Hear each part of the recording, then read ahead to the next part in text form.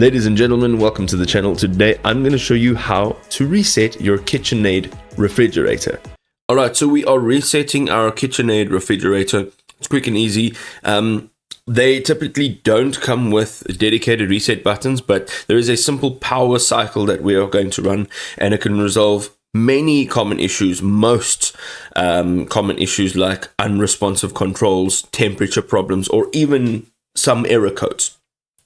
So step one includes disconnecting the power. So you need to, of course, unplug the refrigerator from your wall outlet and turn off the circuit breaker that supplies power to that unit.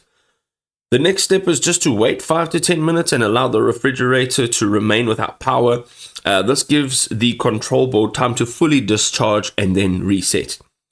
The next thing is to simply restore power. So plug the refrigerator back in and turn the circuit breaker back on.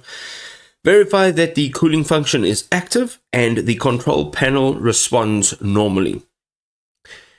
You can see over here we've got some troubleshooting tips. Let's jump into it. So first of all, the control panel reset. For models with a dedicated power button on the control panel, you'll need to press and hold the power or the on-off button until the display turns off. Perform the manual power reset, which we discussed previously, and then power it back on again, and this should reset it. Some of the troubleshooting tips I can offer you is clean the touchpad with a soft cloth to remove any moisture or any dirt that has built up over time.